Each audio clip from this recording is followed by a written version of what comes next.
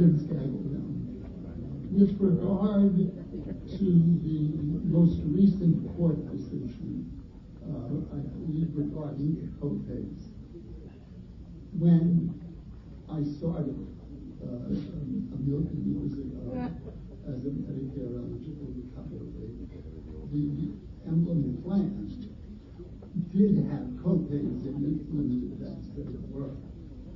Now the same judge who heard the case and created the injunction lifted the injunction. So the question I have is, what is your premise for the case?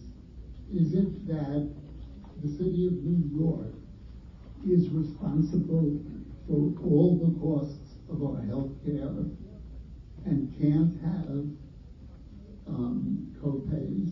Because when you get to the point at which the cost or the premium for the health care exceeds what the company, or rather the company says, we can't afford to provide that gap insurance without the co-pays at the premium you're offering. What's your premise here? That the city has to cover it all? Well, first, the co-pays. The co-pays were not decided upon by Emblem Health. That was actually an agreement that was agreed to by the City of New York and the Municipal Labor Committee. They agreed to impose those co-pays as part of the 2014 and 18 savings agreements to negotiate collective bargaining. If they were able to save X amount of dollars in their health care, which they're trying to do right now with the active worker plan, save 10% or $1 billion, then they were able to secure raises for their contracts. That was all part of collective bargaining. They imposed that. When I say they, that was an agreement between labor relations and the Municipal Labor Committee. That was not Emblem that imposed that. And our litigation, so senior care for 60 years did not have co-pays. They were instituted specifically as I just stated. So when our injunction stopped those co-pays from being implemented as of January 1st of 2022, it was based on a contractual breach. So we have three grounds for arguing that there should be no co-pays. One was that the underlying contract forbid the co-pays. Another was that all the relevant healthcare material indicated that there would be no co-pays, so these were misrepresentations made. The third is in section 12.126, when it says the city will pay the entire cost of health insurance. These co-pays, we're alleging that these co-pays are just premiums in another name. It's basically just taking the premiums and shifting costs in a different way, because the two are just sort of one rises and falls with the other. So there's no practical difference between the co-pays and the premiums here. That's right. Thank you. There's a lot of questions about co-pays online. So one question is, I'm still being billed and I am paying co-pays for my husband and I. Should we pay? There is currently an injunction in place that says if you are on senior care cannot charge you the $15 copays for medical services. This is not about the copays for emergency room care, and it obviously is not about copays if there's a plan other than senior care. So I don't know what the person's situation is, but if this is for senior care and medical services under senior care, that should not be happening. So there you have a video of the retired teacher chapter from October, in which Vinnie Gaglione, who was the former health committee chairperson for the teachers union, for the retired teacher chapter, questioning why it would be that we would be fighting for copays to not be charged in senior care. So Mr. Gaglione makes a very nice, lucrative pension. And the problem is he's not understanding that through the course of other workers throughout the city, not everyone makes as much money as he does. And there was a promise made to people. That promise should be upheld. That he also doesn't understand that we shouldn't be paying for healthcare that for 60 years we were told we wouldn't have to pay. And by identifying that the MLC negotiated specifically to reduce the premium of healthcare by passing costs as copays on to retirees, like they've been doing on the active worker plan, he erroneously describes that the plan cost was, or copays, were being implemented by Emblem. That is not how this works. So the Municipal Labor Committee negotiates, and when I say the MLC, it's not this boogeyman body. It is literally 102 unions, and of course you've heard me say this a million times. The two largest unions can control the vote, and what they do is they come to these meetings and say, hey, listen, we need to impose more copays. We've got to give labor relations more money back. And we're banging our heads on the wall going, what are you nuts? You're labor. You tell them you're not giving back health care. And every time your unions go back to you and say, there were no givebacks, we're like, what are you, crazy? This is a give back. Every time you have to pay a copay, it's not because Emblem is saying to pay it. It is because the UFT, DC 37, negotiated with OLR to do that. Because every time the MLC, UFT, DC 37, and the other unions would agree to pass costs to you, whatever that value is, they can then take that and use that as a raise or towards their contract value. How does that happen? Well, because they know approximately, based on what they call experience rating, they know, because Emblem churns out this report on a quarterly basis, how many times a retiree goes to the doctor.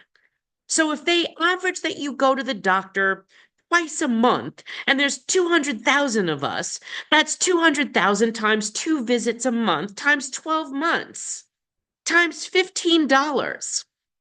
Now it has a value. And they could take that value and apply it to their contract. They're not telling other unions this. They're just saying that they have to come up with another, cost savings. But they're not explaining that savings is funding their contracts. And if you go back and you look at the 2014 UFT contract and the 2018 DC 37 contract, they specifically say that if they're able to get the MLC to agree to these savings, they could use that value in their contract to fund that contract. But if they don't, the value for that contract is prorated and they owe that money to the city. You guys only read your own contracts. You don't read everybody else's. And this is why we keep saying this has to stop. The union should be strong, and they should be saying this is our health benefits, and those that came before us earned this. We should not be giving this back, and we should not be passing copays on to our people. And I don't understand what union leader doesn't understand that there are people that make, like me, a $35,000 pension, or like some of our DC 37 retirees, a $9, $10, $12, $20,000 pension. And every copay you stick on them puts them further into the red with all the other inflation variables affecting them: fuel, heating, electricity, groceries, insurance. So now, if the congestion pricing goes through and they need to get to the doctor and they're disabled and they can't get into the subway because there's no subway to get to them, or there isn't a bus that they could get on that has a handicap, whatever, or there isn't a bus near them, they have to call a cab. And if the cab has to pass that area, that's a $9 fee on top. Now they get to the doctor and it's $15 for the doctor. Oh, the doctor's attached to the hospital. That's another $15. Right now, that's $30 plus $9 for congestion pricing. Oh, and they want you to go for x-rays and a blood test. 15 and 15 if it's not in the same facility. You're going to kill your own members, and you're not listening. And the retirees have been saying this now for 3.5 years. We were promised something. You want to pay a copay, you pay it. But the thing is, this is a mandatory subject of bargaining, and you should have brought that to your members. And the unions didn't. They basically told you your contracts have no givebacks, and you ratified them. Mr. Gaglione, you shouldn't be accepting that costs are passed on to retirees. Not everyone makes almost $100,000 pension.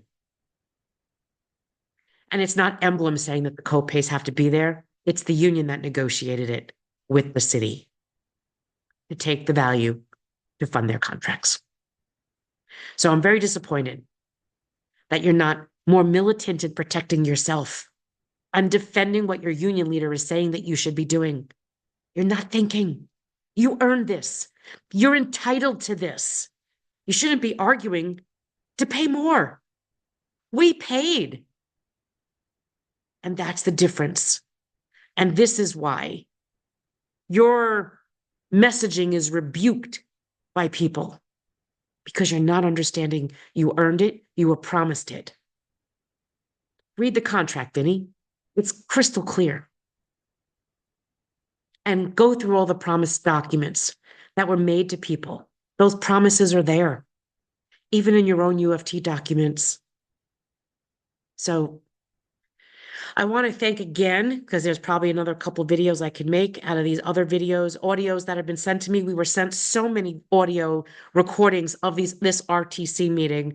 We were there in person, so I don't have anything to offer, but you all wanted me to hear what went on, I guess, behind the scenes, or when I wasn't there, or after I had left, and what it sounded like when we were there on stage, up front talking to all of you.